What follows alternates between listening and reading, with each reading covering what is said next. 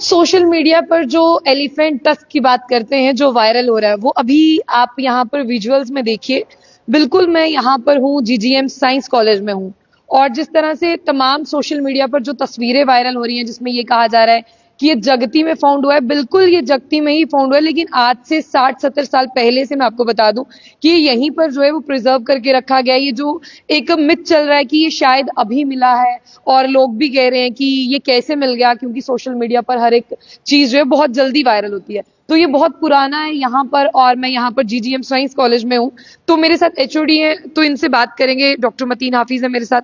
सबसे पहले सर मैं ये जानना चाहूंगी कि ये कितना पुराना है, क्योंकि अगर आप लोगों को बताएंगे उन्हें समझ आएगा। ये फॉसिल हमारे रिकॉर्ड के हिसाब से 60-70 साल पुराना है या उससे भी पुराना हो सकता है। और तब से ये जियोलॉजी जो म्यूज़ियम है साइंस कॉलेज में, वाडिया म्यूज़ियम, उसमें रखा गया है। ये जो फॉसिल है ये जगती में मिला था। वहाँ पे तकरीबन ये 11 फीट का फॉसिल है। और जो एक एलिफेंट की एक स्पीशीज़ थी जिसको हम स्टीगोडॉन गनेशा कहते हैं, उसका फॉसिल है। और उसके साथ इसके अलावा यहाँ पे इसके फीमर जो टांग की एक हड्डी होती है, उसके फॉसिलाइज पार्ट है यहाँ पे।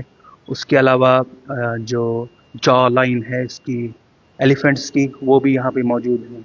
तो ये नई एक खोज नहीं है, ये कोई नई दरियाफ्त नहीं है। ये एक पुराना फॉसिल है जो कि वाडिया टाइम से यहाँ साइंस कॉलेज के म्यूजियम में मौजूद है। सर इसकी जिस तरह से बताया जा रहा है कि 11 फीट और 3 इंचेस का है ये। हाँ, इतना तो है। ये तो आप देख सकते हैं, you can also measure the length of this tusk. वो तो है, जो साइंटिफिकली जो इस चीज़ की है वो है। बट ये है कि नया नहीं है, अभी नहीं ये डिस्कवर हुआ है। ये at least 70 years old. Social media पर ना ये वायरल हो रहा है बहुत ज्यादा, तो अब लोग भी इसे देखना चाहते हैं, क्योंकि जो नई चीज होती है उसे लोग देखना चाहते हैं। तो क्या इज इट पॉसिबल कि आम लोग भी इसे आके देख ये सकते तो हैं? है। मैक्सिमम यहाँ पे लोग जो बाहर से आते हैं, जो ट्रैवल करते हैं जम्मू के लिए, तो उनको ये वहाँ वो लोग यहाँ पे आ जाते हैं। स्टूडेंट्स डिफरेंट कॉलेजेस के, स्कूल्स के, वो यहाँ पे आ जाते हैं। प्रिंसिपल सर से वो परमिशन लेते हैं, देन वो इस डिपार्टमेंट में आके हमसे ये जितने भी फॉसिल्स हैं, रॉक्स हैं, हम उनको दिखाते हैं। अब ये प्रॉब्लम ये है कि यहाँ के लोगों को पता नहीं था कि ये चीज़ें हमारे साइंस कॉलेज में इतने टाइम से मौजूद हैं। तो अब थ्रू द मीडिया तो उनको ये चीज़ें पता चल रही हैं। तो अगर लोग देखना चाहते हैं, कोई भी स्टूडेंट हो या कोई भी आम नागरिक यहाँ के हो जम्मू के, अगर वो इस चीज़ को देखना चाहते हैं तो वो आ सकते हैं और म्यूज़ियम विजिट कर सकते एक हैं। सवाल मेरा रहेगा, इसे प्रिजर्व तो यहाँ किया गया है, तो कुछ खास इंतजाम किए गए हैं या सिर्फ मिरर की वॉल में ही? ख़ास इस चीज़ के लिए और कुछ नहीं है, यही है कि इसको एक फ्रेम बनाया गया है। पहले तो ओपन होता था, तो फ्रेम इसलिए ताकि कोई बच्चा आके छेड़खानी ना कर ले। या उसके अलावा जितने भी मिनरल्स हैं उनको भी हम इसमें जो अलमीराज इनमें बंद कर लेते हैं कि चांसेस है कोई चुरा न ले। Otherwise but it's under the CCTV camera, तो वैसा कोई कर नहीं पाएगा।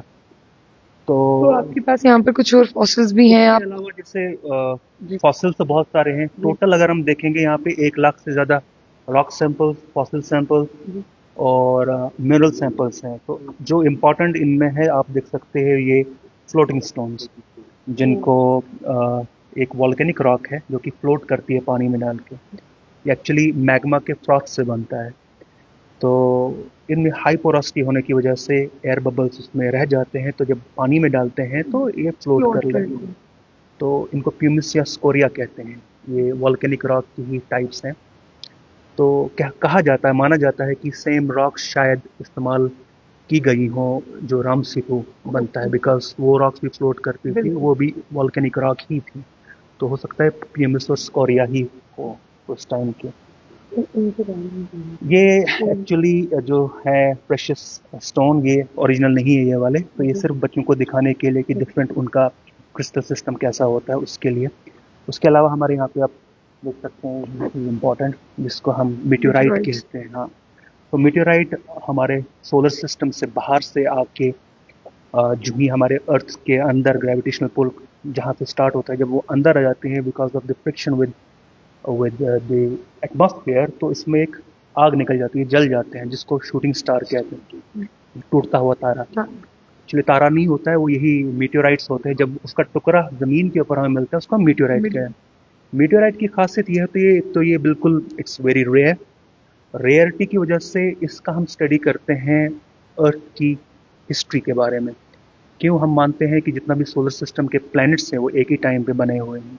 तो मीटियोराइट को यूज़ किया जाता है एज निकालने के लिए सोलर सिस्टम, और उसके अलावा हम स्टडी करते हैं इनकी कोई लाइफ हमारे अर्थ के अलावा किसी और प्लैनेट या किसी और एस्ट्रॉइड या उनके ऊपर ना हो, तो उसके लिए स्टडी किए जाते हैं। तो मीटियोराइट के हमारे पास बहुत सारे सैंपल्स हैं, ये अमेरिका से लाए गए हैं। तो ये देख सकते हैं आप, ये एरिजोना से लाया गया है, और इन्हीं रॉक्स की डेट निकाल के एज जो अर्थ है वो निकाली गई है, आप देख सकते हैं। इसको थिन सेक्शन नेचर की पॉलिश करके रखा है स्टडी करने के लिए। उसके अलावा आप मिनरल्स देख सकते हैं, ऐसे मिनरल्स भी होते हैं जिनसे हमारे प्रेशियस मेटल्स निकलते हैं, तो ये ओर्स जिनको हम कहते हैं। तो ये एक बेस्ट एग्जांपल है, जैसे इसको हम कहते हैं गैलेना, इससे लेड निकलता है, और ये जावर माइन उदयपुर में है, वहाँ से लाया गया। आप इसको हाथ में पकड़ो, देखो कितना हैवी है। तो ये एक खासियत है इसकी। तो उसके अलावा जो जिप्सम है, जो अस्तर से लाया गया है, जिप्सम भी, इसकी भी इकोनॉमिक इम्पोर्टेंस होती है। आप ये देख सकते हो अभी वगैरह में पॉलिश से, या एमेथिस के यहाँ पे प्रेशियस स्टोन्स है, आप देख सकते हैं इनकी ये कमर्शियल वैल्यू काफ़ी ज़्यादा होती है। एंड देन इसके अलावा आप देख सकते हैं सफायर इन रॉ फॉर्म, जैसे रॉक्स में मिलता है, नीलम जिसके आप कहते हैं, बहुत वेरी प्रेशियस। तो आप देख सकते हैं ये रॉक मटेरियल भी साथ में इसके है। तो ये सफायर, उसके अलावा ये यूरेनियमाइट बोलते हैं हम इसको, जैसे यूरेनियम जिस मिनरल से निकलता है वो ये मिनरल है यूरेनियमाइट, विच ब्लेंडेड है। तो दैट मीन्स यहाँ पे कि बहुत सारे रिच और मिनरल्स, मतलब जिनसे हम मेटल निकाल सकते हैं, वेरियस प्रेशियस मेटल या एलिमेंट निकाल सकते हैं, उनकी यहाँ पे कलेक्शन बहुत ज़्यादा है। मैंने कहा ना कि मोर देन 1 लाख सैंपल जो कि डॉक्यूमेंटेड है। बाद में बहुत सारे स्टूडेंट फील्ड पे जाते हैं, वो भी सैंपल लाते हैं, वो डॉक्यूमेंट नहीं है। तो rich collection of the samples, fossil rocks, minerals और मिनरल्स, म्यूजियम यहाँ पे फॉसिल कलेक्शन के बेस पे। अब ये देखिए एक खासियत है, एक सैंडस्टोन, एक रॉक है उनकी जो कि फ्लेक्सिबल है, बैंड हो सकती है। ऐसे आपने कोई रॉक नहीं देखी होगी जो बैंड होगी, तो इसका क्रिस्टल स्ट्रक्चर ऐसा बना हुआ है जो कि फ्लेक्सिबल है ना। हाँ बिल्कुल। तो ये भी यहाँ पे मौजूद है। इसके अलावा आप फॉसिल्स और देख सकते हैं यहाँ पे, सी लाइफ हैं, डिफरेंट शेल्स हैं। ये तो शेल है, इसका फॉसिलाइज पोर्शन ये वाला हिस्सा है।